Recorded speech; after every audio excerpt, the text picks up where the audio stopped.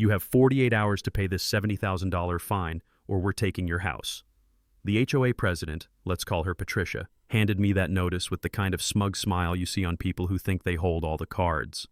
What she didn't know was that I was about to flip the entire game board. See, Patricia thought she was destroying my family over a garden shed, a 10 by 12 storage building where my teenage daughter kept her art supplies. But 3 months later, I watched this same woman sobbing as movers loaded her Mercedes into a truck because she'd just lost everything: her house, her real estate license, and a $250,000 development deal. How? Simple. She never bothered to check who actually owned the only road leading into our neighborhood. Spoiler alert, it was me.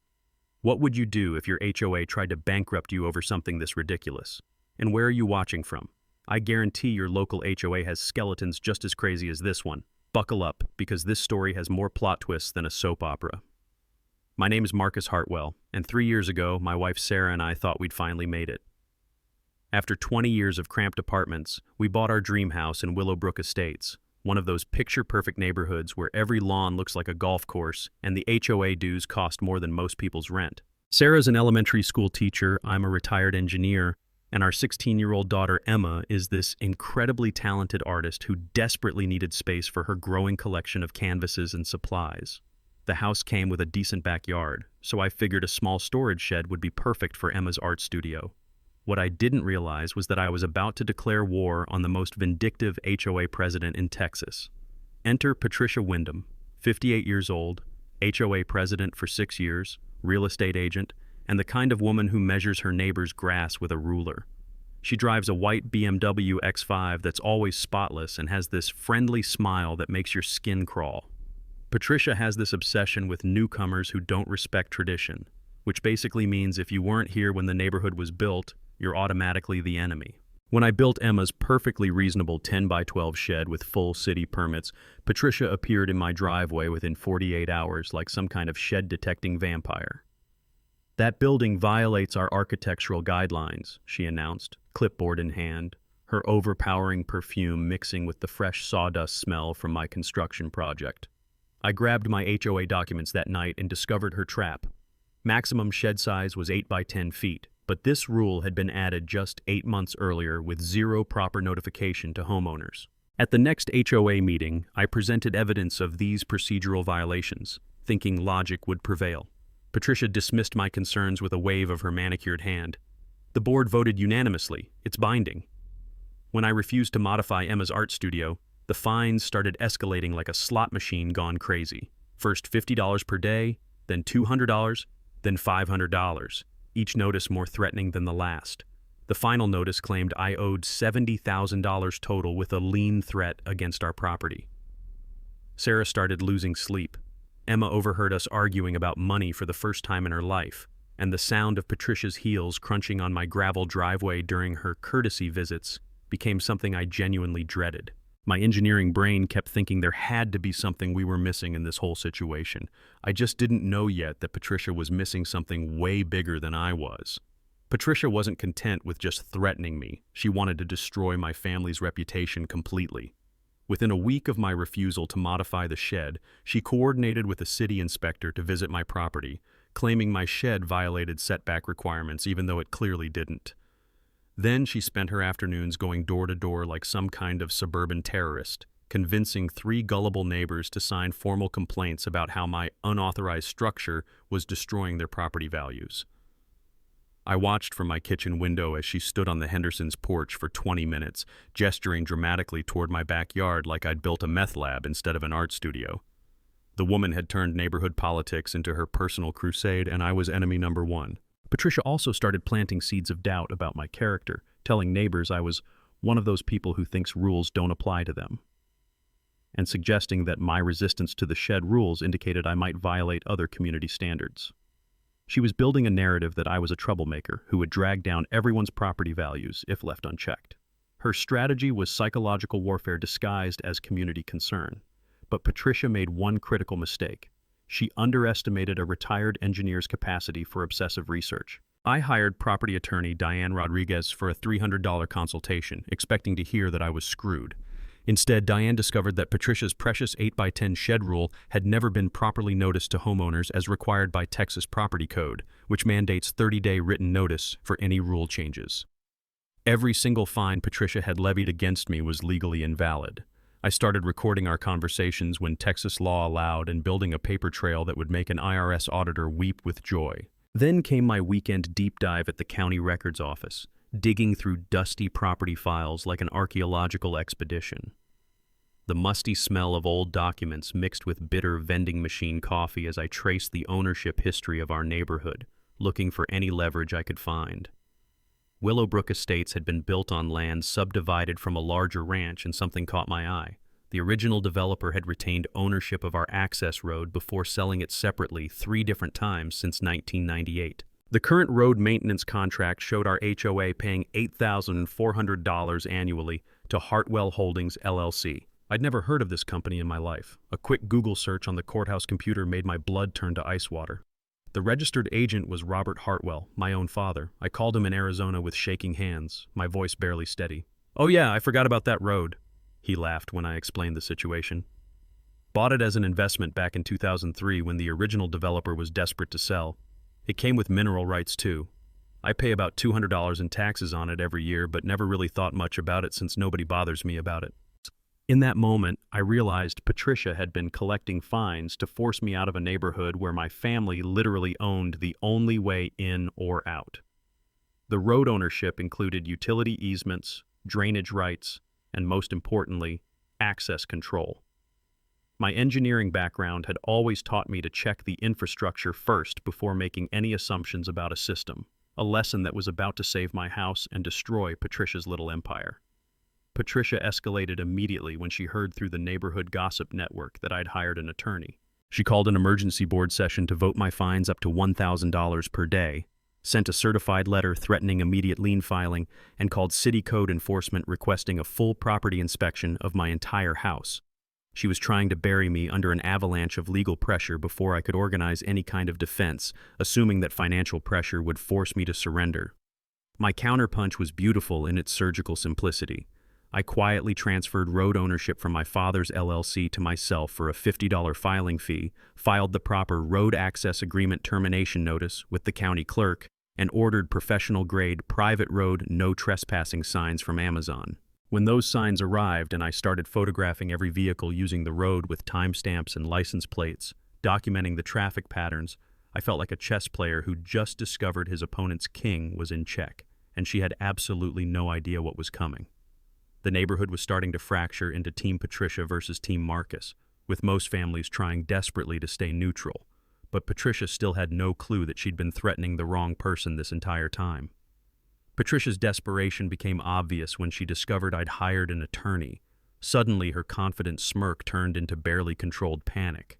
She scheduled an emergency community meeting to discuss what she called neighborhood disruption, sending flyers to all 46 other homes with the subject line, "Discuss recent threats to property values."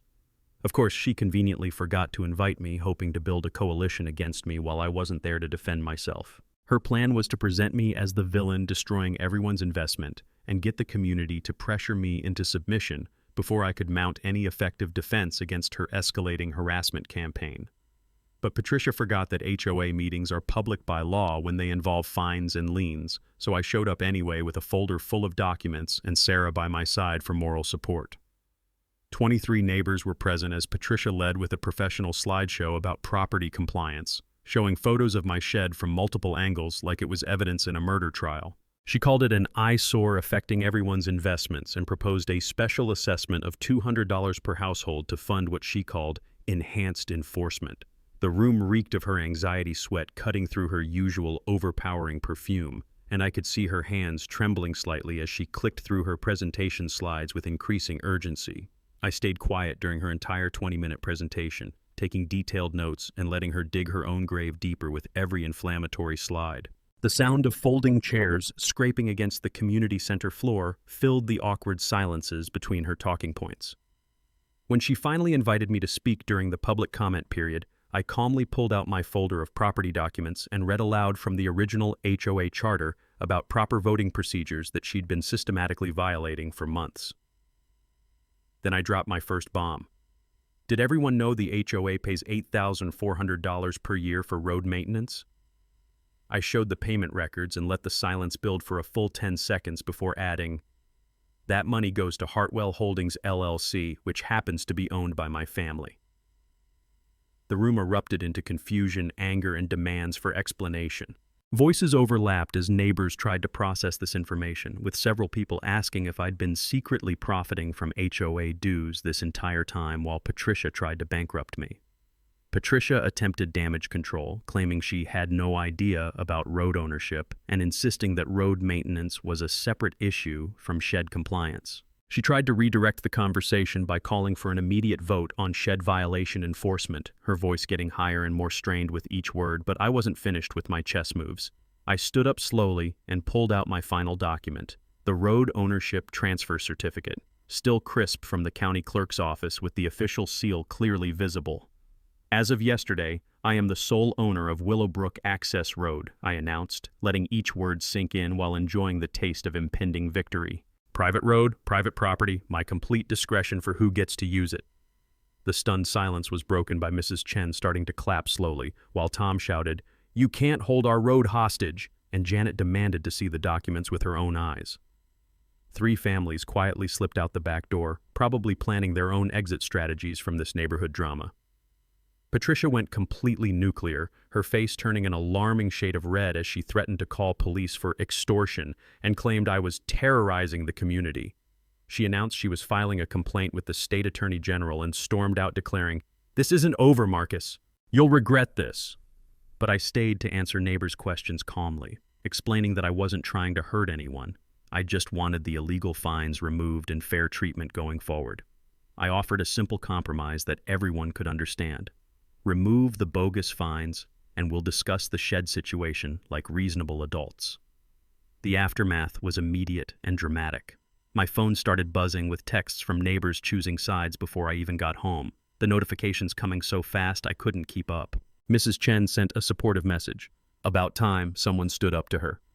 But I also found an anonymous note in my mailbox saying, "You're destroying our neighborhood," written in angry block letters, and Sarah discovered our car had been keyed the next morning, leaving deep angry scratches along the driver's side door that would cost $800 to repair. Patricia's counterattack preparation was swift and vicious.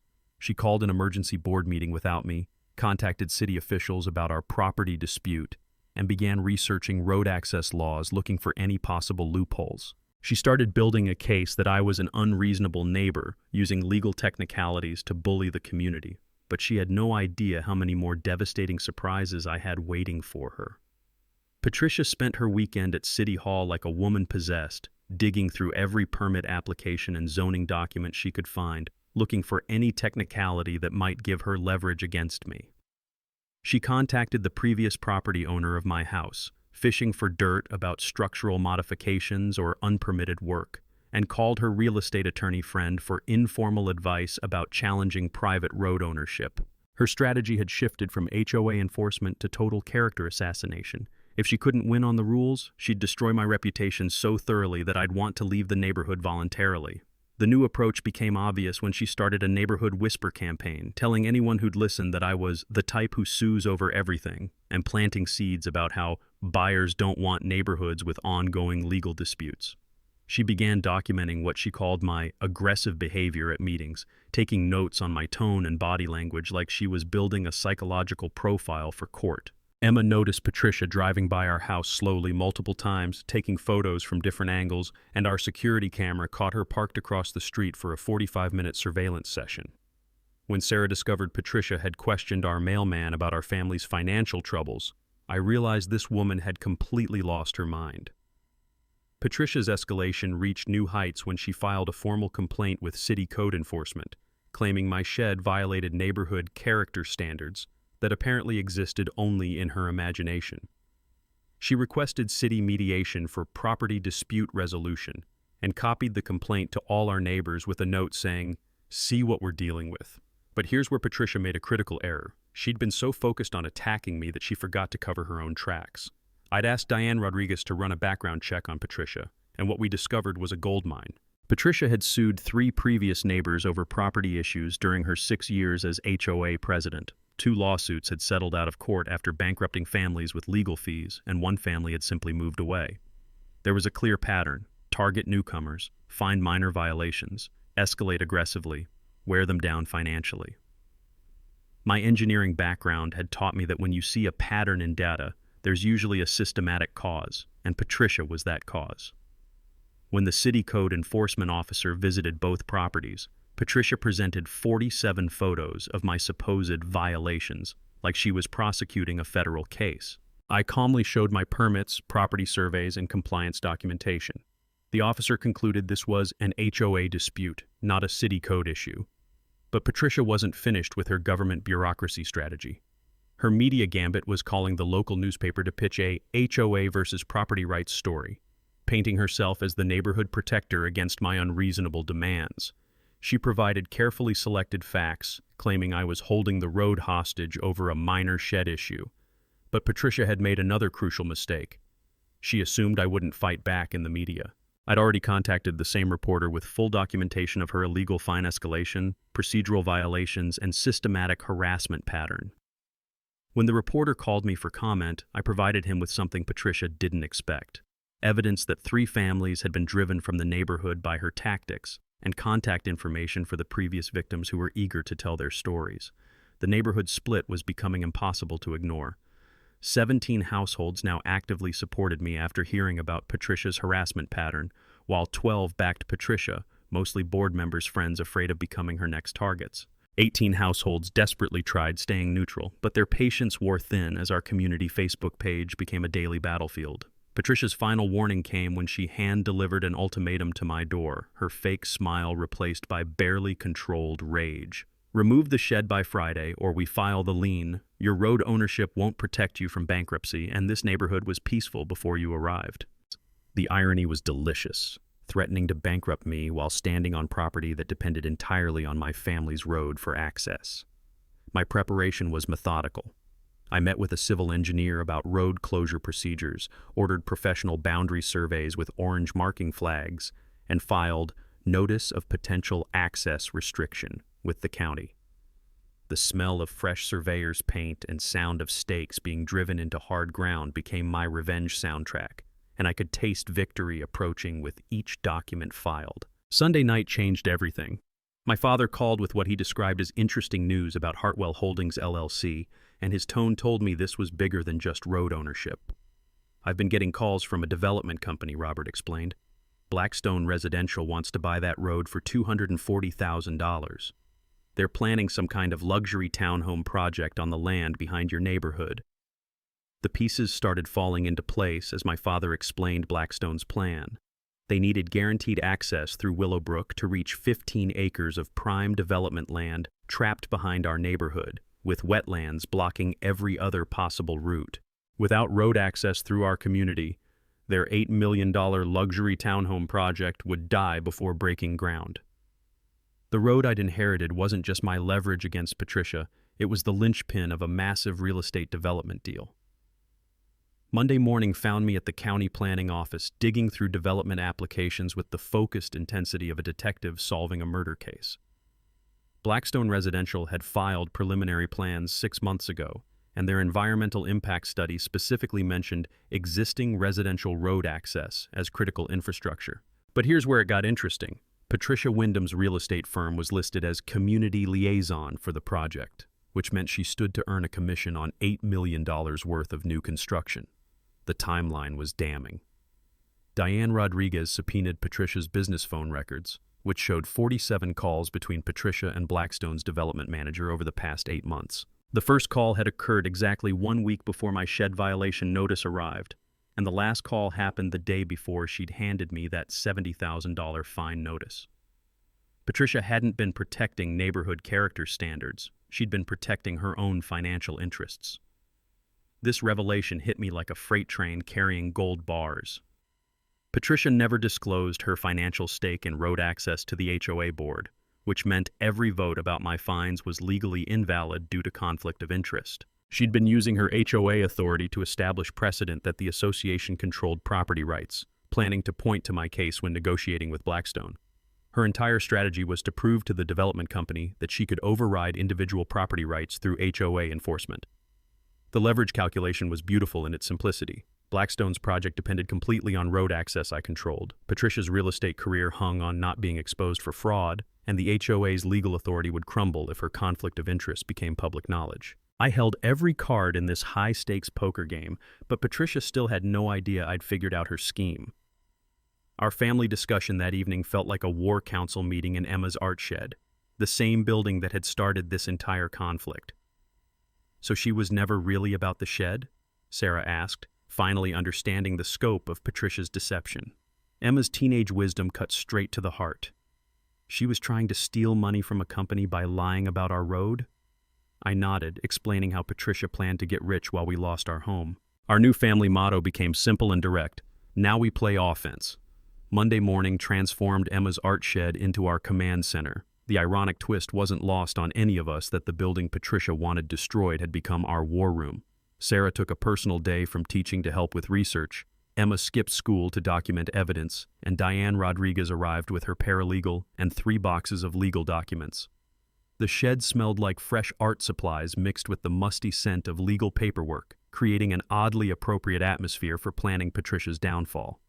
Diane explained our nuclear option with surgical precision.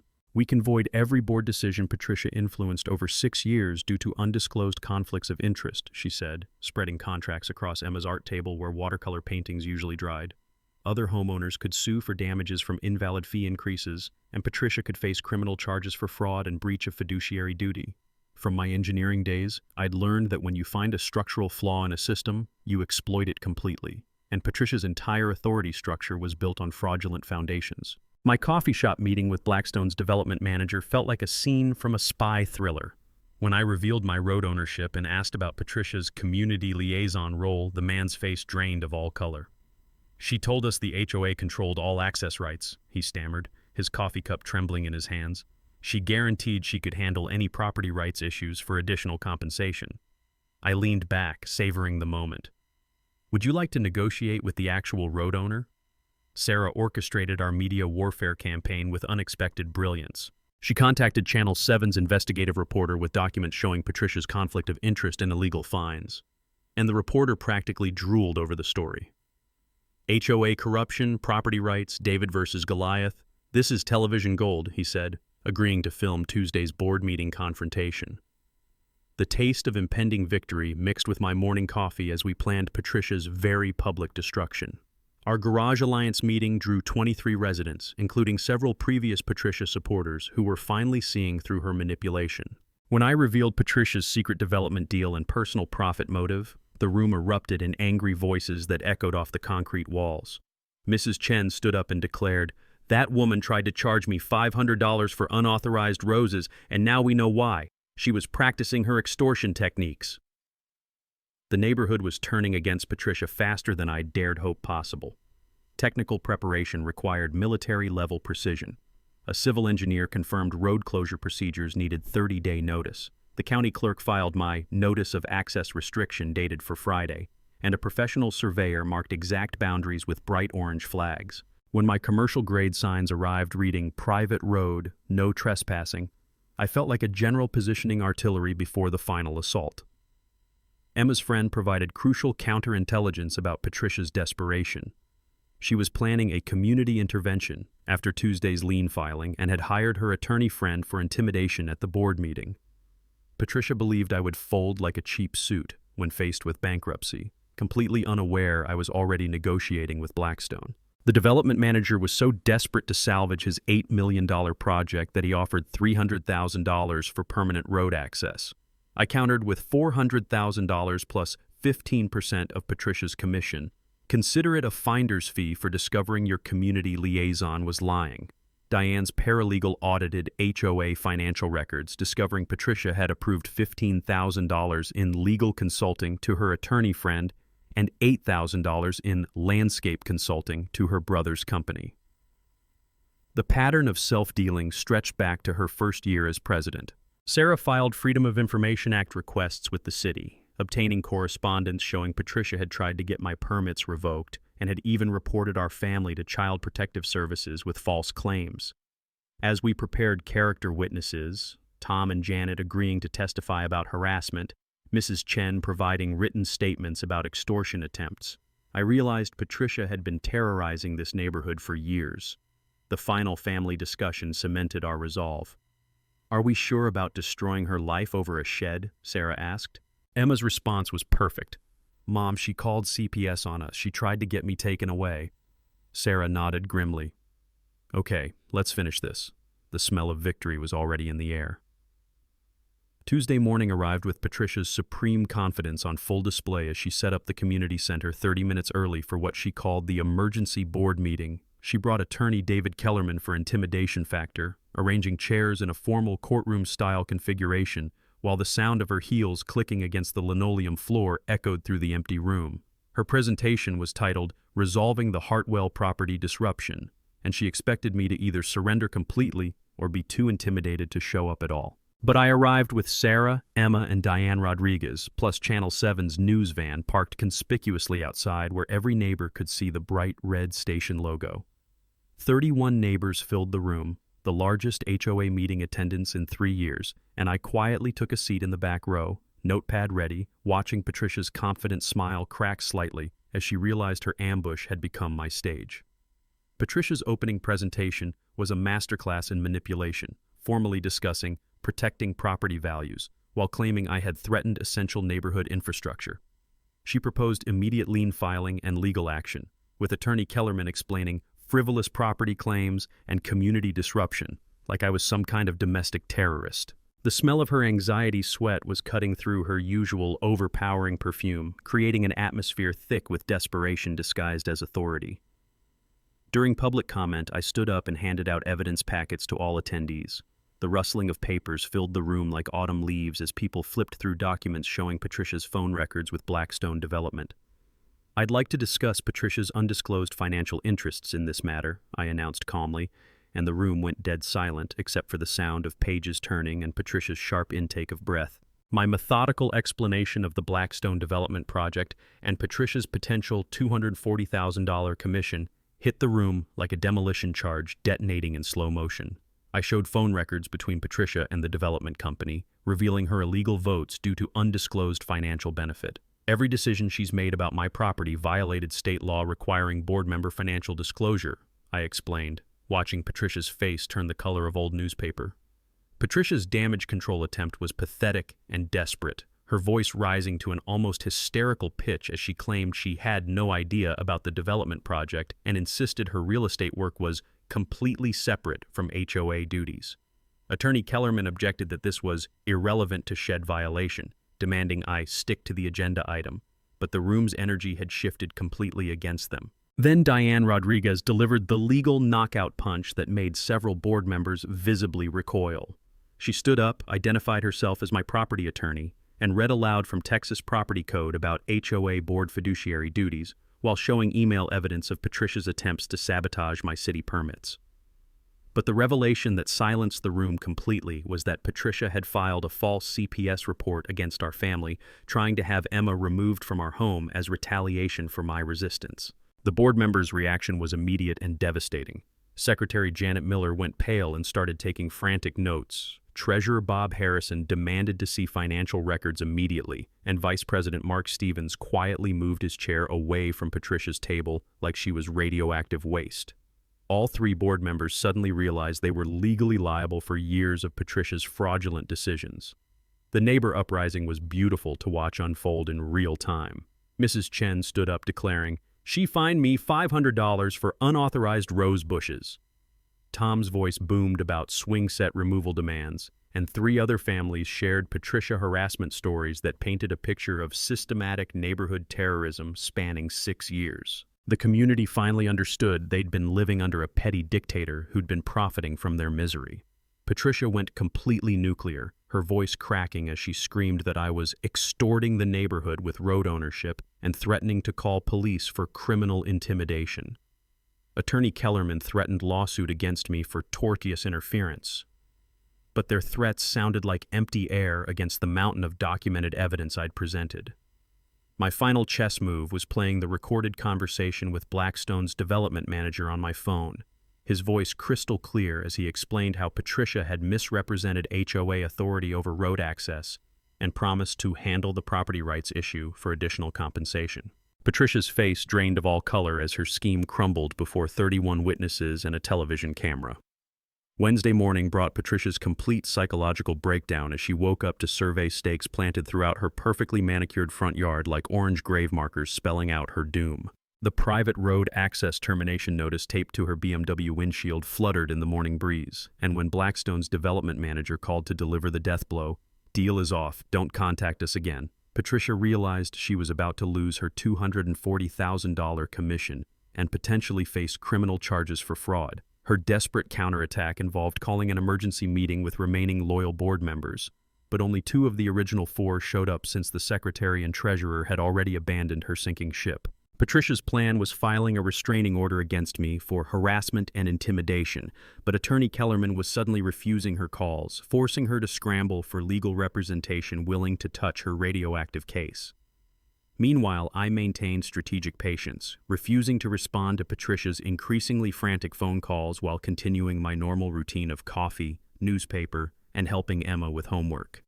The neighborhood gossip network spread word about Friday's road access termination faster than wildfire, and I quietly documented Patricia's escalating retaliatory behavior through security cameras that captured her desperation in high definition.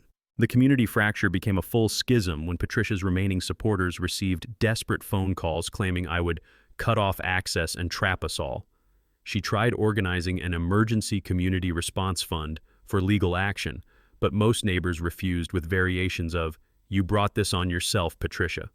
Wednesday night's Channel 7 investigative piece, HOA President's Secret Development Deal, featured interviews with me, Mrs. Chen, and other harassed neighbors, while Patricia refused all interview requests and literally barricaded herself in her house. Thursday night brought Patricia's sabotage attempt when someone removed several of my private property signs under cover of darkness.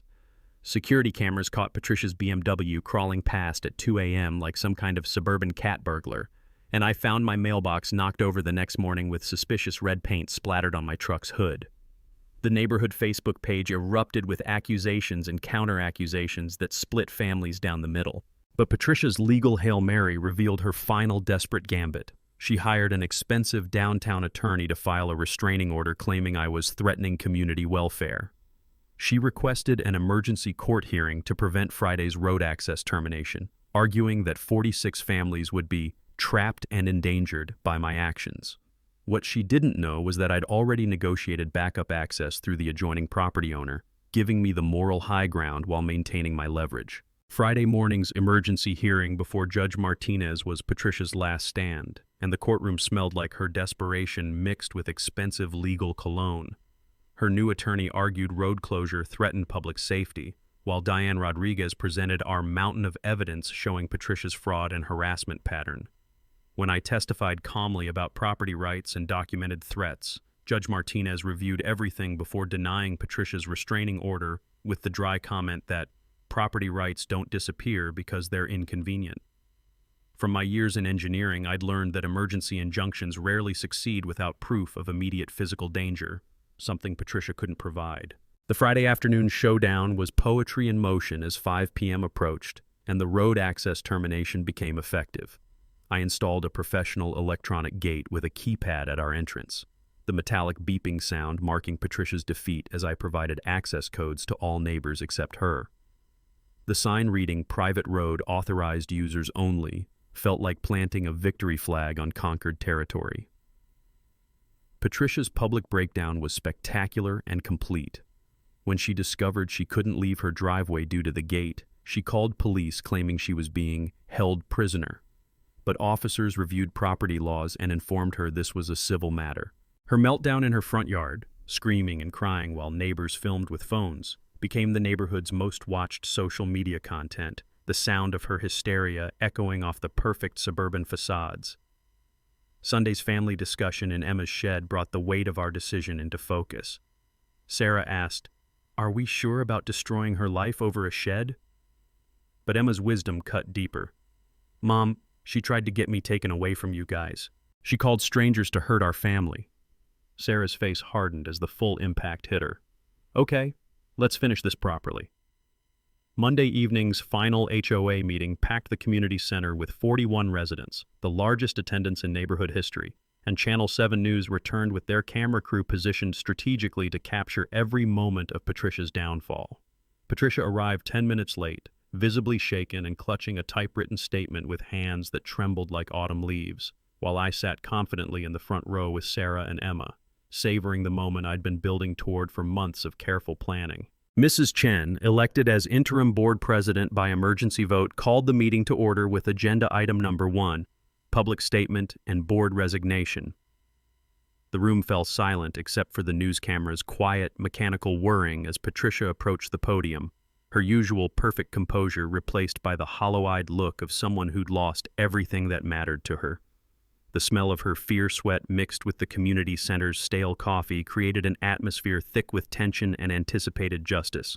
Patricia's public confession was a masterpiece of humiliation as she read her admission of errors in judgment and procedure, her voice cracking when she acknowledged undisclosed conflict of interest with Blackstone Development Company.